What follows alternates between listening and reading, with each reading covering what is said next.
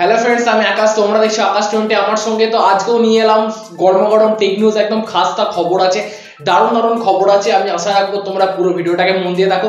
আজকে অনেকগুলো ইন্টারেস্টিং খবর আছে, একদম ধামাকাদার। মানে ইন্ডিয়াতে তোমার কি বলবো, একটা দারুণ ধরনের বাওয়াল হতে চলেছে, ঠিক আছে? সেটাই বলা আর কি, পাতি বাংলা ভাষায়। তো দারুণ দারুণ খবর আছে, পুরো ভিডিওটাকে দেখো আর সাপোর্ট করার জন্য সাবস্ক্রাইবটা করো, কারণ তোমার সাপোর্ট আমার একান্তভাবে দরকার। তো প্রথমে যে খবরটা বলবো, তুমি চিন্তা করতে পারবে না, আমাদের ভারতবর্ষে নয়, শুধুমাত্র সারা পৃথিবীতে মানে মোবাইল ফোনের যে গেমিং সিস্টেমটা আছে সেটার তোমার কি বলবো, সেটার প্রচুর পরিমাণে বেড়ে গেছে, ঠিক আছে? সেটাতে তো প্রচুর মানে কি বলবো, সেটাতে প্রচুর পরিমাণে সবাই টাকাও ইনভেস্ট করছে এবং প্রচুর পরিমাণে সেটার গ্রোথটা প্রচুর পরিমাণে বেড়ে গেছে। মানে চিন্তা করো, মানে লোকে কম্পিউটার ল্যাপটপ ছেড়ে দিয়েও মোবাইল ফোনে বেশি পরিমাণে গেম খেলছে তার মানে। এবং তুমি চিন্তা করতে পারবে না, মানুষের মানে তুলনামূলকভাবে 2021-এ সব থেকে বেশি পরিমাণ গ্রোথ হচ্ছে মোবাইল গেমিং এ, ঠিক আছে? মানে মানুষ মোবাইলে গেম খেলছে বেশি। তো সেই কারণের জন্য যখনই যারা যারা গেম খেলতে ইন্টারেস্টেড ফোনেতে, তাদেরকে আমি বলবো একটা ভালো প্রসেসর যুক্ত একটা ভালো স্মার্টফোন তারা কিন্তু কিনবে এরপর থেকে। যারা খুব মানে গেম খেলার প্রতি যাদের আসক্তি, প্রচুর পরিমাণে যারা গেম খেলতে চাও, তাদের জন্য বলছি আর কি। তো চলে যাচ্ছি পরবর্তী নিউজে। তো টুইটার একটা নতুন ফিচার্সকে ইনক্লুড করতে যাচ্ছে, যেটা হচ্ছে তোমার আর্টিকেল ফিচার্স, ঠিক আছে? আর্টিকেল ফিচার্সকে টুইটার ইনক্লুড করতে যাচ্ছে। মানে এতদিন যেটা হচ্ছে তোমার 120টা ওয়ার্ড, মানে ধরো তোমার কি বলবো, মানে ছোট ছোট ওয়ার্ড তুমি টুইটারে লিখতে পারতে, কিন্তু এরপর থেকে কি হবে, তুমি একটা আর্টিকেল লিখতে পারবে, মানে বড় বড় জিনিস লিখতে পারবে, গল্প লিখতে পারবে তুমি, হ্যাঁ, টুইটারে যদি সেটা টুইট করতে পারবে। তো এই ফিচার্সটা টুইটার নিয়ে আসার পরিকল্পনা করছে, তবে দেখা যাক কতটা সাকসেসফুলি করতে পারে টুইটার। এই ব্যাপারে ইনফরমেশন পেলে অবশ্যই ইনফর্ম করবো। তো চলে যাচ্ছি পরবর্তী নিউজে। তো এই নিউজটা আরো ইন্টারেস্টেড, তোমরা চিন্তা করতে পারবে না। এই নিউজটা আসছে জিওর কাছ থেকে, ঠিক আছে? তো জিও একটা ল্যাপটপ লঞ্চ করতে চলেছে 2022-এ লঞ্চ করতে পারে। তো এই ল্যাপটপটা বা জিও তোমার বুক যদি হয় সেটা, তো এটার কোয়ালিটি খুব ভালো হবে। উইন্ডোজ 10-এর সাথে আসবে সম্ভবত। এবং তোমার এর যে প্রসেসরটা হবে সেটা মিডিয়াটেকের প্রসেসর হবে। এবং কোয়ালিটি মোটামুটি এই কম বাজেটের মধ্যে মোটামুটি একদম ব্যালেন্সের একটা তোমার কি বলবো একটা ল্যাপটপকে নিয়ে আসতে চলেছে জিও। তবে দেখা যাক জিও কতদূর কি করে। খুব ইন্টারেস্টেড জিনিস কিন্তু এটা জিওর কাছ থেকে আমরা দেখতে পাবো। তবে দেখা যাক কি করে, এই ব্যাপারে ইনফরমেশন পেলে অবশ্যই ইনফর্ম করবো।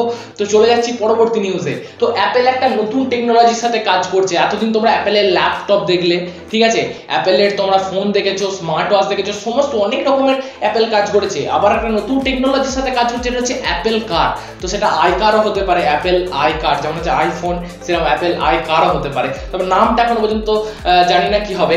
তবে এটার একটা পেটেন্ট বেরিয়েছে এবং এখানে দেখা যাচ্ছে কি এটার যে মানে কারটা আসবে সেটা যে সানরুফ, যেটা বুঝতে পারছো, সানরুফ মানে যেটা ওটা খোলা যায়। তো সেই সানরুফটা তুমি কিন্তু কন্ট্রোল করতে পারবে। ধরো তোমার মনে হচ্ছে যে আমি একটু অন্ধকার ভাব রাখবো, সেরকম তুমি কন্ট্রোল করতে পারবে। মানে অ্যানিমেশন টাইপের করতে পারবে তুমি সেই জিনিসটার সাথে।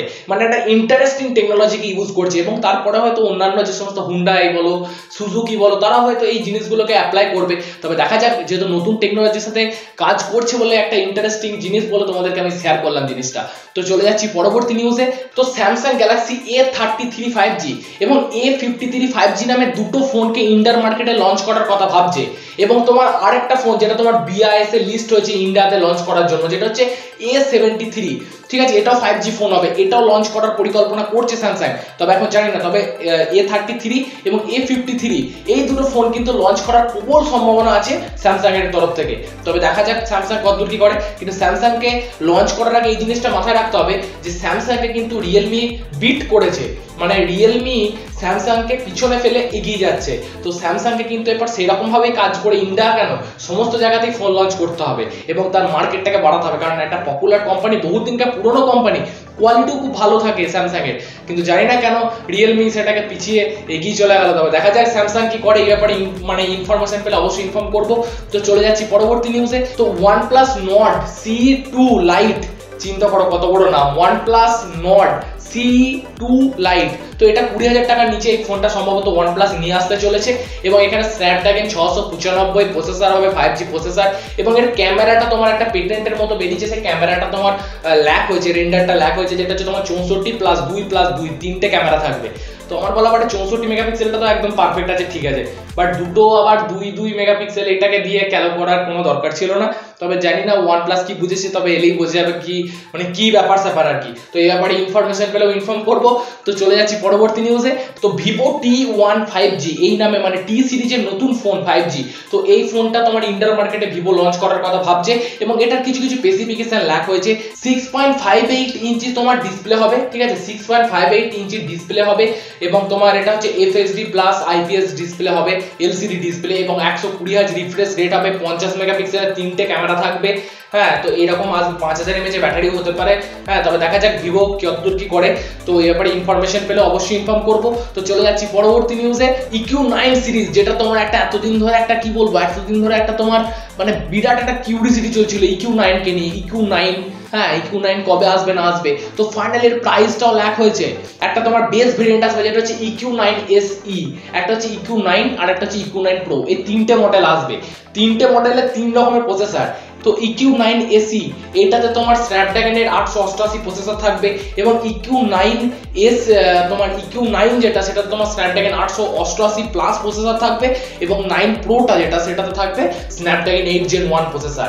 এবং যেটা স্টার্ট হবে প্রাইসটা বেস ভেরিয়েন্ট থেকে হবে মোটামুটি ধরে রাখো 35,000 টাকা থেকে স্টার্ট হবে, ঠিক আছে, 35,000 টাকা থেকে স্টার্ট হবে EQ9 SE এবং আর 2000 করে বাড়িয়ে নাও, ঠিক আছে, মোটামুটি 40,000 টাকার মধ্যেই থাকবে আশা করি। দেখা যাক ইকু কত কি করে, এই ব্যাপারে ইনফরমেশন পেলে অবশ্যই ইনফর্ম করব। তো চলে যাচ্ছি পরবর্তী নিউজে। তো এই নিউজটা হচ্ছে রেডমির কাছ থেকে। তো রেডমি K50 নামে যে ফোনটা সেটা তোমার অলরেডি BIS এ লিস্ট হয়েছে এবং খুব তাড়াতাড়ি কিন্তু ইন্ডিয়ান মার্কেটে আসবে, এটা তোমাদেরকে বলতে পারি। তবে সেটা রেডমি K50 নামে আসবে না, সেটা পোকো নাম অনুযায়ী আসবে, ঠিক আছে, পোকো তোমার সামথিং পোকো F4 এরকম ধরনের কিছু একটা আসবে, গেমিং ফোন হবে এবং তোমার স্ন্যাপড্রাগনের প্রসেসর হবে 778 বা সামথিং কিছু একটা প্রসেসর হবে। তো মোটামুটি দেখা যাক, আসুক তাহলে বোঝা যাবে, বা অন্য কিছু ল্যাক হলে তোমাদেরকে তো অবশ্যই ইনফর্ম করবো। তো চলে যাচ্ছি পরবর্তী নিউজে। তো এই নিউজটা আসছে পোকোর কাছ থেকে।